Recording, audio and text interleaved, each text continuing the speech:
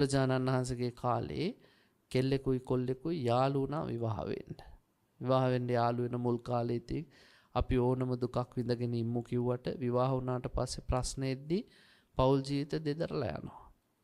මේ පවුලත් විවාහ වුණාට පස්සේ දෙන්න දෙමහල්ලු ගැටුම් ඇති කරගෙන රණ්ඩු වෙද්දී තරුණයාට කලකිරුණා පන්සලට ආව බණ ටිකක් ඇහුවා. බණ අහද්දී බුදුරජාණන් වහන්සේ චතුරාර්ය සත්‍ය ගැන බණ කියද්දී මේ තරුණයා හිතුවා අනේ මහණ වුණා නම් හොඳයිනේ කියලා. ඉතින් බුදුහාමුදුරන්ගෙන් අහපුවම උන්වහන්සේ දේශනා කළා ගෙදරින් අවසර අරන් එන්න කියලා. නෝනගෙන් ගිහිල්ලා ඇහුවා මම මහණ වෙන්නද? අනේ හොඳයි යන්න කිව්වා. නෝනත් ගැලවෙන්න බලාගෙනයි හිටියේ. තරුණයා ඇවිල්ලා මහණ වුණා කාලයක් යද්දී පින්වත්නි බොහෝම ලස්සන දැකුම් කළු ස්වාමීන් වහන්සේ නමක් බවට පත් වුණා.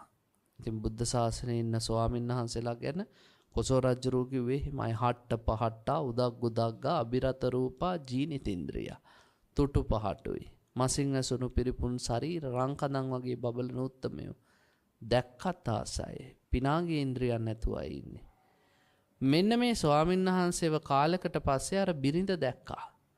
දැකලා නැවතත් රාගසිත මතුවුණා. මතුවලා කිව්වා ආයන් ගෙදර කියලා.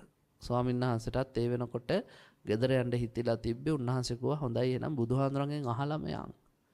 බුදුරජාණන් වහන්සේ ළඟට ඇවිල්ලා දෙන්න දෙමහල්ලු ඉඳගත්තා. ඉඳගෙන අර කාන්තාව කිව්වා ස්වාමීනි මට මේ හාමුදුරුවම දැන් සිවුරු අරවලා දෙන්න ගෙදර එක්කයි යන්න මගේ ස්වාමියානේ. බුදුහාමුදුරුවෝ ඇහුවා සංසාරිත් මේ මිනිස්සයා විනාශ කළ නැවතත් අපායට ඇදලා දාන්න හදන්නේ. ඒ පාර කිව්වා නැවතත් ඇදලා දාන්න කියන්නේ ඇයි මං කලින් මෙයාව දාලා තියනවද? ඔව්. ඔබ නිසා මොහු අපායට ගිහිල්ලා තියෙනවා.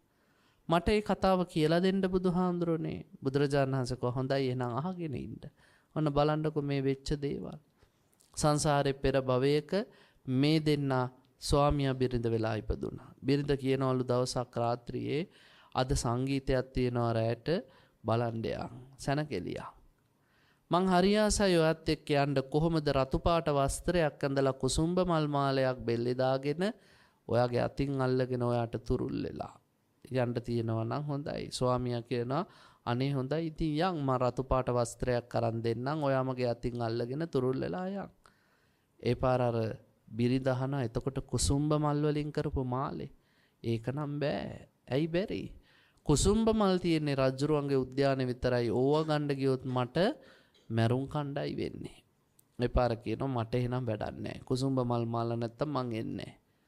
ස්වාමියා නැවතත් අහනවා මොනවද මට කරන්න කියන්නේ? කොහොමද කුසුම්බ මල් හොයන්නේ? හොරකම් කරලා අහුනොත් මට මරණ දණ්ඩනේ ස්ථිරයි. අර කාන්තාව පින්වත්නි අහක බලාගෙන කියනවා වීරියවන්ත පුරුෂයෙකුට අන්ධකාර රාත්‍රියක කරන්න බැරි දෙයක් තියනවාද? මේ නොකියා කියන්නේ මොකද්ද? අර තරුණයාට කියනවා ආදරයක් තියෙනවා නම් ඒක ඔප්පු කරන්න හොරකම් කරාපිය. මේ තරුණයා තරුණියගේ කතාවට රැවටිලා රාත්‍රී කාලේ රජුරුවන්ගේ උද්‍යානයට ගොඩ වෙනවා. හොරෙන් කුසුම්බ මල් කඩ ඉන්න වෙලාවේ රාජපුරුෂයන්ට අහු වෙනවා රාජපුරුෂයෝ මේ කොල්ලව ගෙනල්ලා උල තියනවා. ජර බර ගගා මේ උල ශරීරේ පසාරු කරගෙන ගිහිල්ලා හිස් මුදුනෙන් මතුවෙනවා. වේදනාවෙන් ඇඹරි ඉන්නවා අර උල උඩ. ඒ වෙලාවේදී කපුටෙක් ඇවිල්ලා අර හිස් මුදුනෙන් මතුවෙච්ච උල උඩ වහනවා. පින්වතුනි මේ කපුට මොකද කරන්නේ? පාත් වෙලා ඉදිරියට තමන්ගේ යකඩ අඬු වගේ හොටෙන් අයිනවා ඇස් දෙකට. ඇහි බෝල දෙක උගුල්ල ගන්න. ඇහි බෝල දෙක උගුල්ල ගන්න දඟලද්දි පන පිටින් වේදනාවෙන් උල තියලා ඉන්න මේ මිනිහා උල උඩම කැරකෙනවා. හැබැයි අත් දෙක කකුල් දෙක ගැට ගහලා මහ වේදනාවක්. ඒ වෙලාවේදී අර රාජපුරුෂයෝ කියනවා උඹට හොඳයි නේද ඔය වේදනාව? පේනවා නේද උල තිබ්බහම කාකෝ කොටද්දි තියෙන වේදනාව? මේ ශරීරේ අපිට දීලා තියෙන්නේ හොඳක් කරගෙන සුගතිය යන්න මිසා හොරකම් කර අපාය යන්න නෙමෙයි. මේ දෙන දඬුවම ඔය විඳින වේදනාවෙන් ඉගෙන ගනින් ආයි සංසාරේ හොරකම් නොකරන්න. ඔහොම කියද්දී අර මිනිසයා කියන උල උඩ ඉඳන් කපුටෝ ඇස් කලවද්දිවත් උල ශරීරේ පසාරු කරගෙන යද්දිවත් නෙමෙයි වේදනාව ආයිබුවන්. මට මගේ නෝන මතක් වෙද්දී එයාට කුසුම්බ මල් මාලයක් දාගෙන එක්කන් යන්න බැරි වෙච්ච එක ගැනයි මට දුක වේදනාව. මේ කාන්තාව ගැන තියෙන අදහස අච්චර දුකක් විඳලවත් නැති උනේ නැහැ.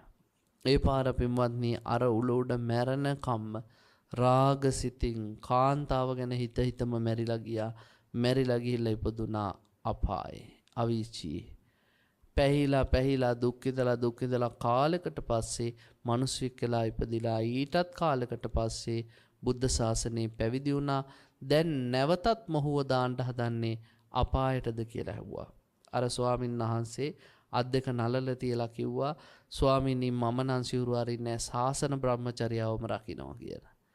කාන්තාවත් කියනවා ස්වාමීනි මං අද පටන් මේ බුද්ධ ශාසනයේ අනුගාමිකාවක් වෙනවා බුදුන් සරණ යනවා. ආයි මට කාවවත් සතර පායට දාන්න ඕනේ නෑ කියලා. ඒ නිසා පින්වත්නි අපි ආශා කරන දේ තුල අපිට සමහර වෙට දුකම උරුම වෙන්න පුළුවන්.